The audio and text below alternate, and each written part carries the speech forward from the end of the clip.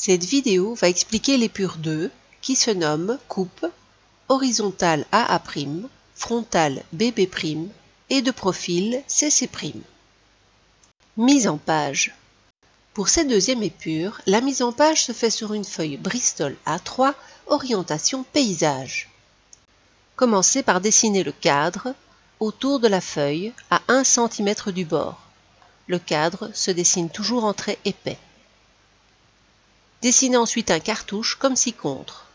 Le cartouche se dessine en trait épais également et se place dans le coin inférieur droit du cadre.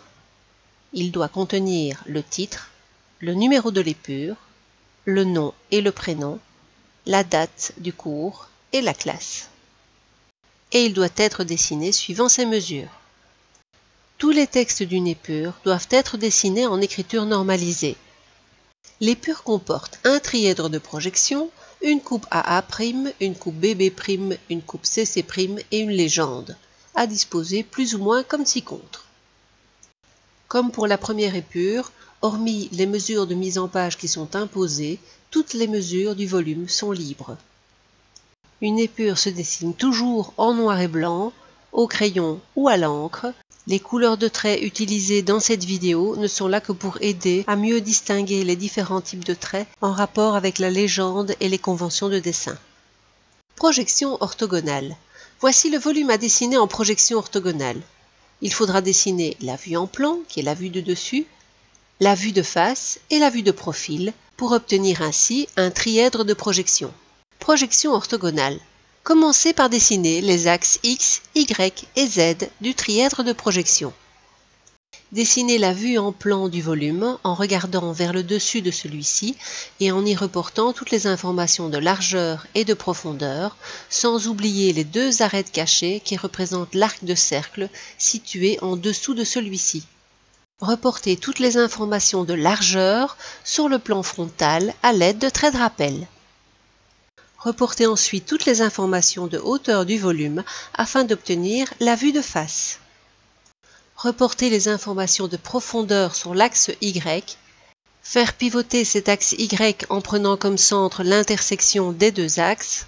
Et remonter ensuite ces informations de profondeur sur le plan de profil.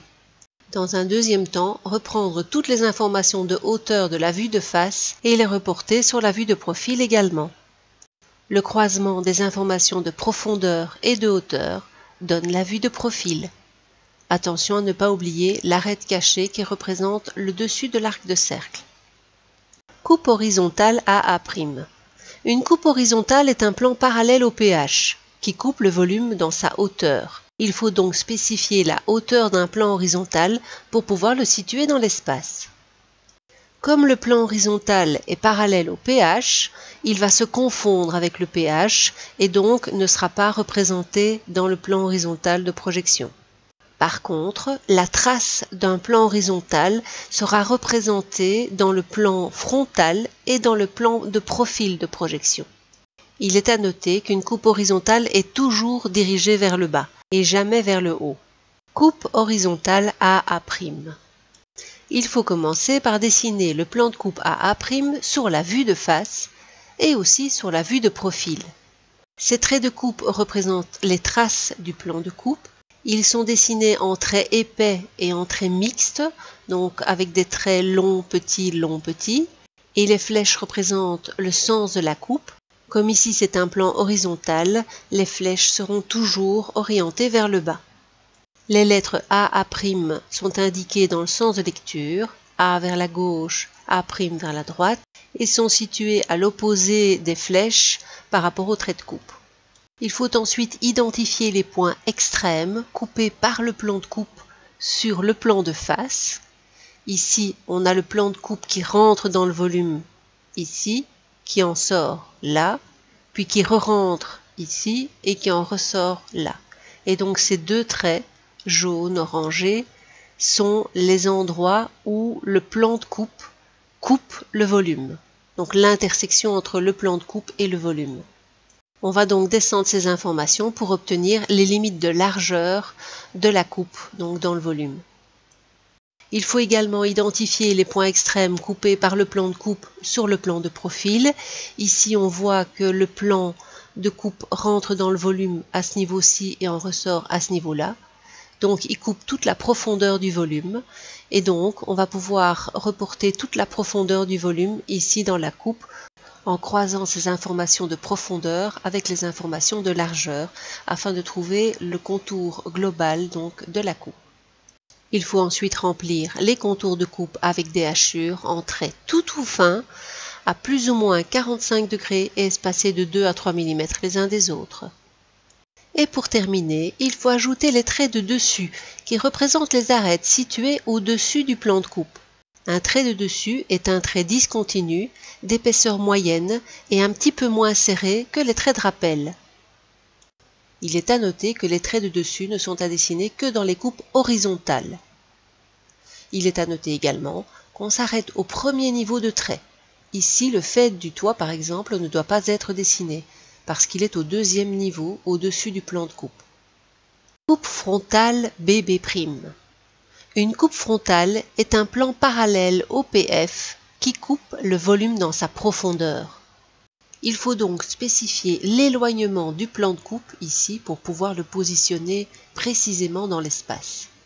Comme on peut le remarquer ici, un plan frontal est confondu avec la vue de face ou le PF. Il est représenté uniquement dans la vue en plan et dans la vue de profil sous forme d'une ligne qui représente la trace de ce plan dans le trièdre de projection. Coupe frontale BB'. Commencez par dessiner le plan de coupe BB' sur la vue en plan et ensuite le reporter sur la vue de profil.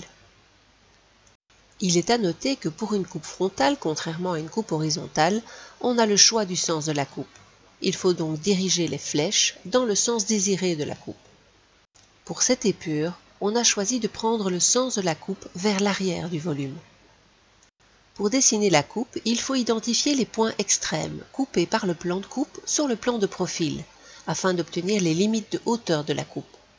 Ici, le plan de coupe rentre dans le volume à ce niveau-ci et en ressort à ce niveau-là. Entre ces deux points, les éléments sont coupés, donc sont en intersection avec le plan de coupe. Il faut donc reporter ces informations pour avoir la hauteur des éléments qui sont coupés. Il faut identifier également les points extrêmes coupés par le plan de coupe sur la vue en plan pour obtenir les informations de largeur de la coupe. Les côtés gauche et droit du volume donc sont coupés et l'arche en dessous est coupée également.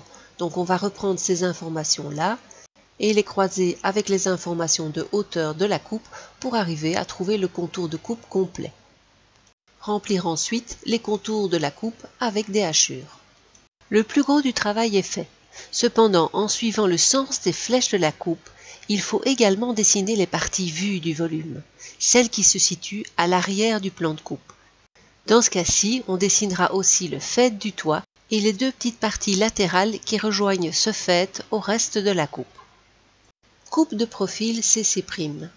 Une coupe de profil est un plan parallèle au plan de profil de projection qui coupe le volume dans sa largeur. Il faut donc spécifier la position latérale du plan de coupe pour avoir sa situation précise dans l'espace. Les traces d'un plan de profil vont se voir et donc pouvoir se dessiner sur la vue en plan et sur la vue de face. Coupe de profil CC'. Il faut commencer par dessiner le plan de coupe CC' sur la vue en plan et le reporter sur la vue de face. Il est à noter que pour une coupe de profil, on a le choix du sens de la coupe. Il faut donc diriger les flèches dans le sens désiré de la coupe. Ici, on dirige les flèches vers la vue de profil gauche. Commencez par identifier les points extrêmes coupés par le plan de coupe sur la vue de face pour obtenir les limites de hauteur de la coupe.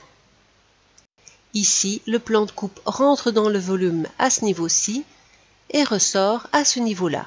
Donc entre ces deux points, nous avons la hauteur des éléments qui sont coupés par le plan de coupe. Il faut donc reporter cette hauteur pour avoir la hauteur du contour de la coupe. Identifiez également les points extrêmes coupés par le plan de coupe sur la vue en plan pour obtenir les informations de profondeur de la coupe. Ici, le plan CC' traverse tout le volume. Il rentre d'un côté et il ressort de l'autre. La profondeur de la coupe aura donc la profondeur complète du volume. Croiser ces informations de profondeur avec les informations de hauteur permettent d'obtenir le contour de la coupe. Remplir ces contours avec des hachures. Ensuite, en suivant le sens des flèches de la coupe, dessinez les parties vues du volume qui se situent à l'arrière du plan de coupe. Ici, nous avons la partie basse de l'arche qui est simplement vue et qui doit donc se dessiner dans la coupe, juste en dessous de la partie hachurée. Je vous remercie pour l'attention que vous avez accordée à cette vidéo.